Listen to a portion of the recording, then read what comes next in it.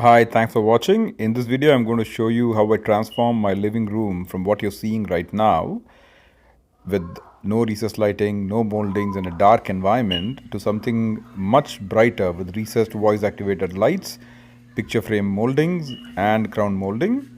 I'm not going to go into the step by step of how I install the picture frame molding because there are a lot of YouTube videos that goes into that in detail, but rather I'm going to talk about in detail about the recessed lighting installation with no attic access because that was a bit difficult, but the first time that I'm doing it with no attic access and it came out really well. So I want to talk about that. And I'm also going to briefly cover my installation of the crown molding on this room. We'll go through step by step of what I've done, and hopefully this helps you. Thank you so much for watching. First thing I did was marked out all the ceiling joists by putting this tape. The double tape indicates there is an electrical wire underneath that, as denoted by my stud finder, and the one without the double cross and just a single tape indicates there's no electrical connection there. So I've got to just be careful around those areas. And then the next thing I did was I used this piece of jig. This basically has a distance to be marked from the two adjacent walls that I used, and the intersection determined where I drew the circles for putting the lights. Once I drew the circles using this jig, what I found was that some of these circles intersected with the ceiling joists, so I had to move them over a little bit. I'm using this Milwaukee drill set, which is adjustable to different widths to drill the recessed light holes in the ceiling.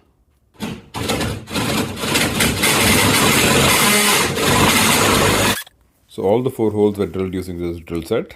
It looks easy, but it's not that easy. You got to use a lot of pressure. Next step involves cutting drywall. Basically, you're creating small holes between the two lights so that you can actually snake the electrical wire through. So what you're seeing here is I'm just cutting small patches and then drilling holes through the ceiling joists, which will be used to snake the wire between the lights.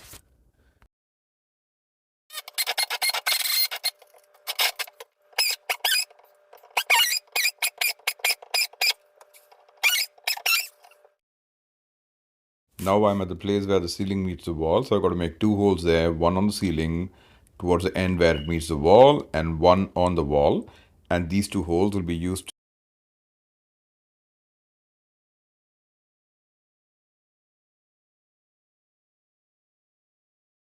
So this shows the double header there, so I've got to drill holes through the double header so that I can snake the wire through. So I bought this 33 feet fiberglass wire running kit from Harbor Freight, which is used to snake the wires through all the holes that we just made. It's an extremely useful tool for a scenario like this. Next, what you're seeing is me using this fiberglass kit that I just showed you to go through each of the holes that we just made and then attaching the electrical wire at the end and snaking the wire through by pulling it from the other end. So this is a very painful process because you have to get through all the obstructions and through each of the holes, but this kit made it so much better than doing it without. So as you're seeing here, what I'm doing is making the connections between the different holes, running the Romex between the holes, and this kit has been extremely useful to be able to do this successfully.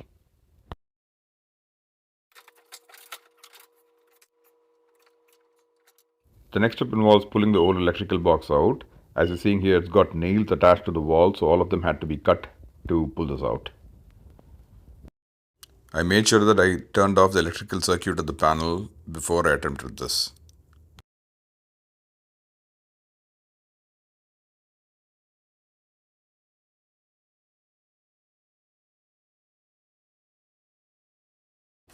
The box on the left hand side is what was there originally. What it contains is basically a line coming in which feeds the power into that, and then there's a line going out into an outlet on the opposite wall. What I did was replace that with 2 separate boxes that you're seeing on the right hand side. The reason I did this was because I was using 12 gauge cable and it's very difficult for fitting all the wires into the same box. So the way I did this is the bottom box that you're seeing, the box number 1, I cut a hole for that, and then I hooked up the incoming line and the wire that's going to the outlet on the other side of the wall and a pigtail connection to the box at the top and made the box number 1 as a junction box. This way box number 2 only had a pigtail connection coming in, supplying the power, and the line going out into the lights and can be used for the dimmer. This way it simplified the whole setup. This is the quick connect box that comes along with the light. Usually what I do is it basically has 3 of these connections to which you've got to plug in the black, the neutral, and the ground. It has 3 slots for each of them, of which one is already taken by the box, so you have 2 of them. I use the 2 of them this way. I use one of the slots for the incoming line, and I use the other slot to send the power in series to the next light. However, this box is wired a little bit different, one of them, because as you're seeing in the ceiling, I have made a number of holes to get the wires to one spot. But for the other 2 lights there, I have not made those holes in the drywall, because what I've done is I've actually fed light number 1 directly to light number 4, and light number 1 to light number 2, and light number 2 feeds to light number 3.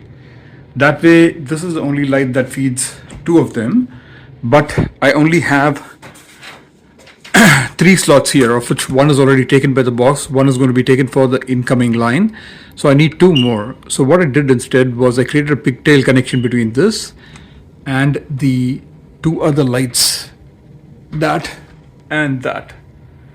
So the pigtail is connected here and the pigtail is connected here. So pigtail connections endpoint is connected here. That way I can use these 3 slots, but I still have what I need.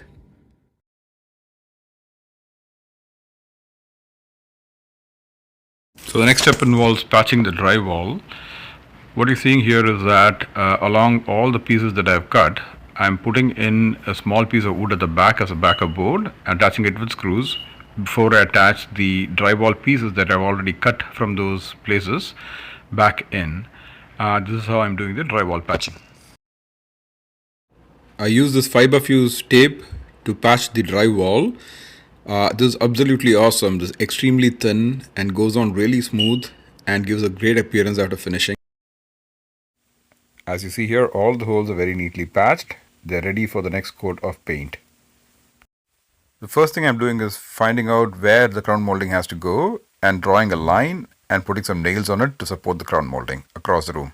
Whenever you're cutting crown, you need to know which way you're facing, right? So in this case, in this particular wall, the way to interpret it is which way the crown is facing the room, right? So if I put the crown on top over here, so this would be the crown's right inside corner, and that would be its left inside corner. So looking at it from the front, the left is my right and the right is my left. So based on that, I have to do the cutting. So there are different ways of cutting crown. One of the ways is that they put the crown on an angle over here and upside down and on the reverse and cut it like this. But I'm not comfortable doing that kind of a cut because I feel it's a little bit more difficult cut to do. I'd rather prefer cutting it flat like this. In order to cut it flat like this, you've got to set the angles on the miter saw correctly. So the angles for the crown on the miter saw that I'm led to believe are the right ones are on the bevel over here. You want to set it at about 33.9 degrees, and then over here you're going to be setting it at 31.6, right? So one is the saw is tilted like this, and the other one is it's basically turns to the left or the right depending on how you're cutting it, right? So these 2 angles are important for the crown cutting.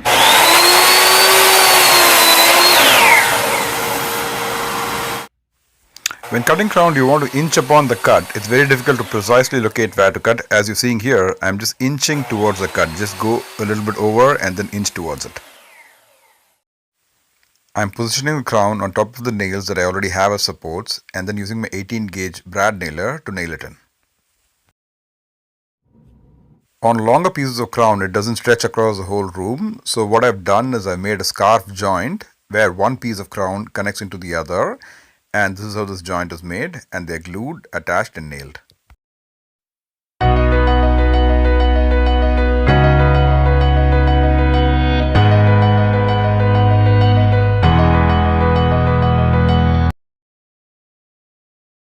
I'm using my coping saw to cope the crown molding. The purpose of doing this is that on two opposite walls, the molding can run end to end. I don't need to do any miter joints, and I can just cope the crown to be able to fit into the adjacent piece of molding without doing any complicated miter cuts or miter calculation. As you're seeing here, what I'm doing here is using a coping knife to basically do something called a back cutting, which basically takes the protrusion that's there on the crown and back cuts it so that it appears a little bit hollow when you finish the cut.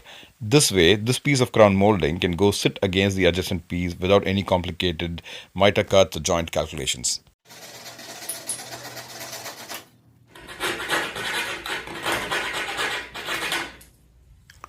So this is how it looks after coping. It's been back cut as you're seeing, so that piece has been taken out. So this will go and cleanly sit flushly with the next adjacent piece of crown molding. So that piece of crown molding that I coped on the right inside corner has been attached to the adjacent piece. So you're seeing here the joint is fairly tight. I just have to caulk a little bit to fill up any of the remaining gaps. Now this runs until here, and then I'm going to make a scarf joint here to connect to this piece. So that will end the full crown molding. And after that, I will have to fill up the nail holes and then fill up some caulk around all the gaps and then paint it. So one of the issues I've run into is that at the end on this long piece here, I should have just made it go straight up to the wall so that I could have coped the adjacent piece so that it basically lands against it, right? So now the problem right now that I'm going to have is that by putting in this new piece over here, there's no point of coping it because it's already a miter on this side. So it's going to be a miter joint instead of coped joint. Ideally, I wanted cope. So because if you're looking at that one is coped, that one is coped, that one is coped. So this alone is going to be a miter. And I'm going to see how it basically performs over time. Ideally, cope joint would be better for expansion and contraction and stuff like that. But I'm just going to apply the caulk and see how it holds up over time.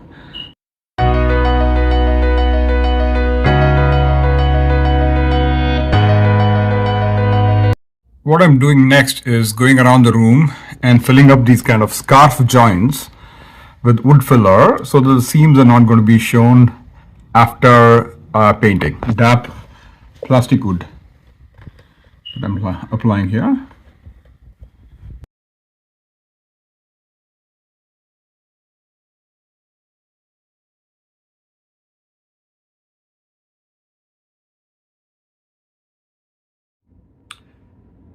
So these marks that you're seeing here are the ones where I've applied the wood filler for the scarf joint. I'm going to sand them after this and then paint them, and hopefully the gaps are not shown. You got 5 of them. 2 you saw there, third one, fourth one, and fifth one. And this is the final transformation. I'm extremely happy with the results.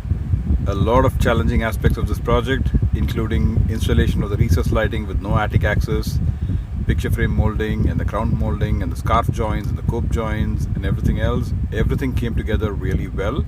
I'm really happy with how this has turned out. Thanks so much for watching.